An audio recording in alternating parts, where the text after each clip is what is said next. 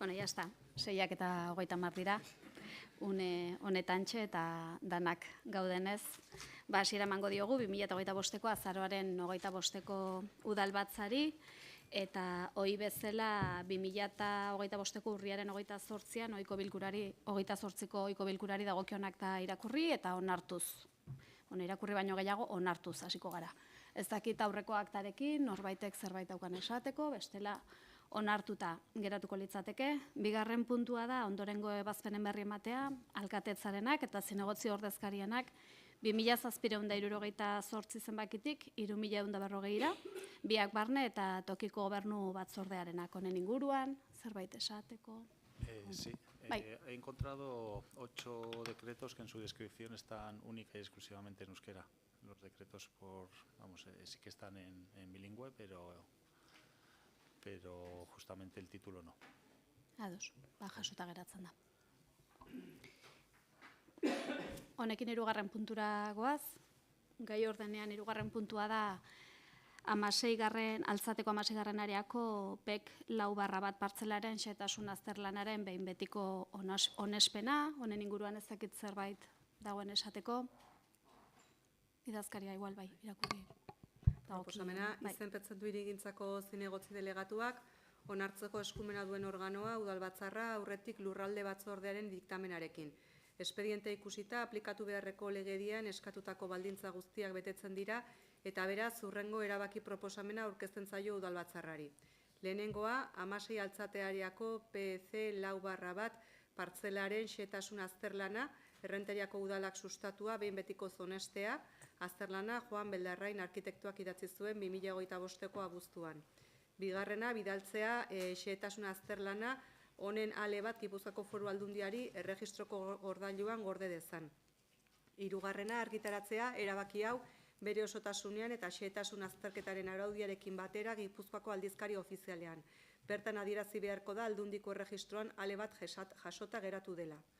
Laugarrena, jakinaraztea erabaki hau errentak eta ordainarazpenak departamentuari. Bosgarrena, jakinaraztea erabaki hau Gipuzkoako Foru Aldundiko tokiko zerga zerbitzuko katastroko atalari. Eta 6. honako erabakia argitaratzea udaleko web orrian. Ados, Marejo, orain bai, gai honen inguruan edo puntu honen inguruan zerbait esateko. Kasu horretan bozkatzera goaz, aldeko bozkak. 14 aldeko bozka, kontrako bozkak, abstentzioak, 7 abstentzio, onartuta geratzen da puntua. 4. puntua proposamena da, aurreko ekitaldietako diru-sarrerei dagokien bajak onartzea.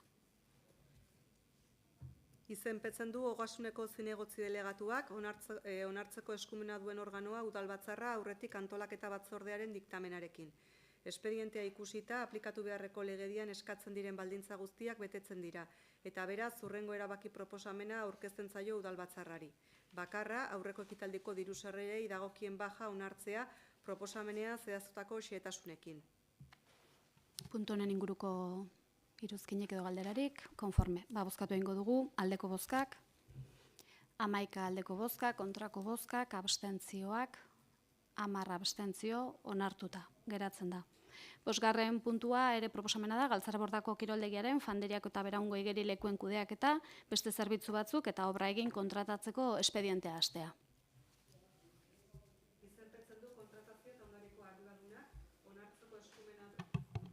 Izenpetzen du kontratazio eta ondareko zinegotziak onartzeko eskumena duen organoa udalbatzarra aurretik antolaketa batzorde informatzailearen diktamenarekin. Espediente ikusita aplikatu beharreko legedian eskatutako baldintza guztiak betetzen dira eta beraz hurrengo erabaki proposamena aurkezten zaio udalbatzarrari.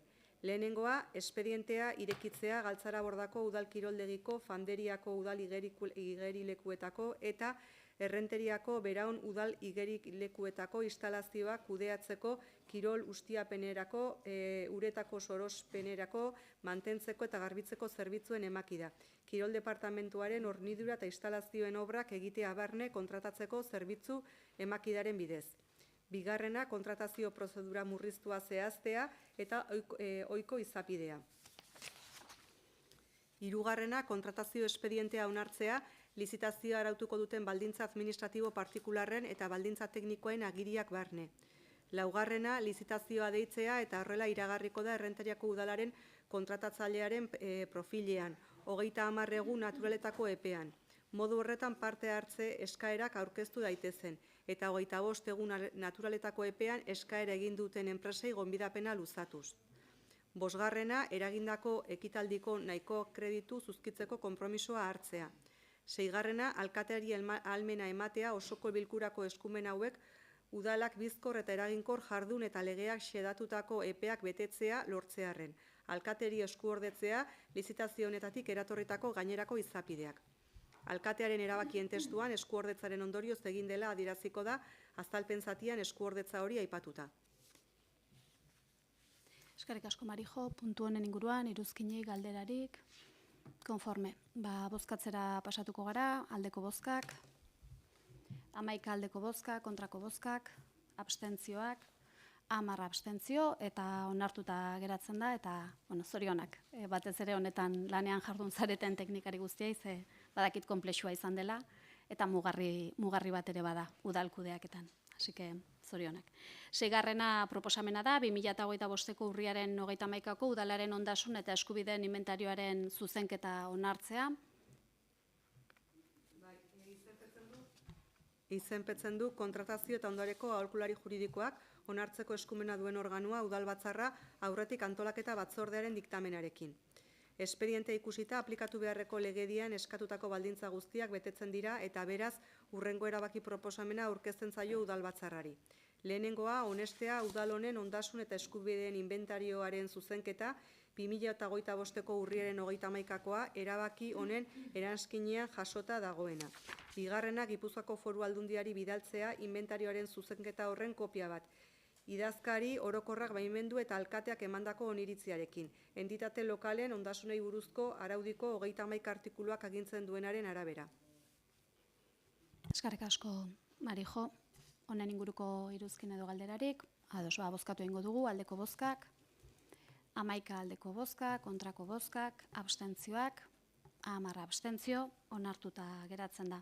7. puntua ingurumenari lotutako irizpideak erabiliz, Errenteriako udal eraikin batzuen garbitzeko zerbitzua eta gaika bildutako hondakinen kudeak eta emateko kontratuaren aldaketa litzateke zehazki 5. loteari dagokiona.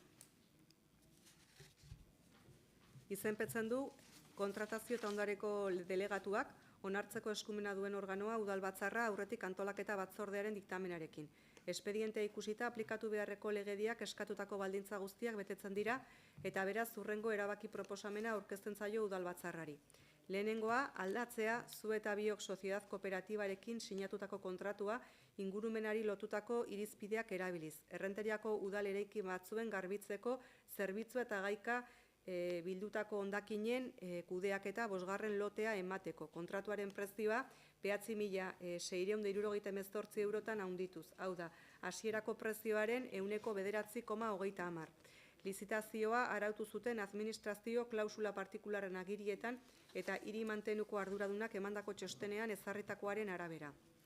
Bigarrena, era berean eskatzea adjudikazio hartzaileari 15 egun naturaletako epean handitzearen jakinarazpena egin denetik kontatzen hasita 389,82 euroko behin betiko bermea jarri dezan.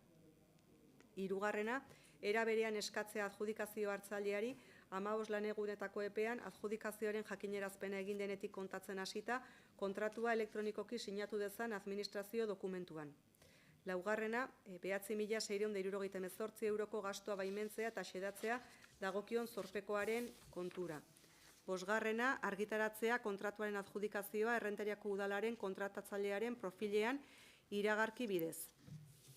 Eskerrik asko, Marijo, puntu honen inguruko iruzkin edo galderarik. Ados, bozkatzera pasatuko gara, aldeko bozkak, 11 aldeko bozkak, kontrako bozkak, abstentzioak, 10 abstentzio, onartuta geratzen da. 8. puntua ere kontratu berari dagokion proposamena da, ingurumenari lotutako irizpideak erabiliz, Errenteriako udal eraikin batzuen garbitzeko zerbitzua eta gaika bildutako hondakinen kudeaketa emateko kontratuaren luzapena kasu honetan. Izenpetzen du kontratazio eta ondarengo delegatuak onartzeko eskumena duen organoa udalbatzarra aurretik antolaketa batzordearen diktamenarekin. Espedientea ikusita aplikatu beharreko legedian eskatzen diren baldintza guztiak betetzen dira eta beraz, hurrengo erabaki proposamena aurkezten zaio udalbatzarrari. Lehenengoa, dagokien enpresekin sinatutako kontratuak luzatzea, ingurumenari lotutako irizpideak erabiliz, Errenteriako udal eraikin batzuen garbiketa zerbitzua eta gaika bildutako hondakinen kudeaketa. 1, 2, 3, 4 eta 5 loteak emateko. Epea urtebetekoa izango da, hau da, 2026ko urtarrilaren 1-etik abenduaren 31 arte, eta baldintzak hasieran ezarritako berak izango dira. Bigarrena, bere horretan uztea, bere garaian berme gisa ezarritako fidantzak. Hirugarrena, hurrengo ekitaldirako nahikoa kreditu zuzkitzeko konpromisoa hartzea. Eskerrik asko, Marijo, puntu honen inguruan iruzkin galderarik. Bozkatzera pasatuko gara, aldeko bozkak, 11 aldeko bozka, kontrako bozkak, abstentzioak, 10 abstentzio, onartuta geratzen da. 9. puntua eta azken proposamena, Eroñozun kokatuta dagoen Errenteriako jabetzakoa den zentral hidroelektrikoaren finka lagatzeko eskaera. Izenpetzen du kontratazio eta ondareko delegatuak onartzeko eskumena duen organoa udalbatzarra aurretik antolaketa batzordearen diktamenarekin. Espedientea ikusita aplikatu beharreko legedian eskatutako baldintza guztiak betetzen dira, eta beraz, hurrengo erabaki proposamena aurkezten zaio udalbatzarrari. Lehenengoa, hasierako onarpena ematea ondasun higiezina Ereñozu toki erakunde txikiari lagatzeari. Itzultzeko arrazoia izango da eraikina ez erabiltzea lagatako helburura. Lagatako ondasunak lagapen erabakian ezarritako erabilerarako erabiltzen ez badira edo erabiltzaileari uzten badiote, lagapena amaitutzat joko da eta toki korporazioari itzuliko zaio.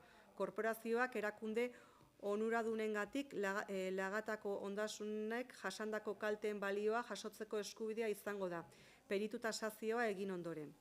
Bigarrena, espedientea jendaurrean jartzea Gipuzkoako aldizkari ofizialean eta udaletxeko iragarkitaulan argitaratuz 15 egunetako epean, alegazioak eta iradokizunak aurkezteko. Eta behin betiko onartutzat joko da lagapen hori erreklamaziorik ez badago. Hirugarrena, lagapena idaztea Errenteriako udalaren ondasun inventarioan eta jabetza erregistroan. Laugarrena, ahalmena ematea alkateari akordio hau gauzatzeko behar diren dokumentu guztiak sinatzeko. Erabaki hauek zuzenduz eta argituz, beharrezkoa balitz, dagokien erregistroetan inskribatzea lortu arte. Eskerrik asko, Marijo, puntu honen inguruko iruzkin edo galderarik. Bozkatzera pasatuko gara, aldeko bozkak, 14 aldeko bozka, kontrako bozkak, abstentzioak, 7 abstentzio, onartuta geratzen da, eta 10. puntua eta azkena galdera eskariena litzateke, ez dakit zerbait dagoen komentatzeko.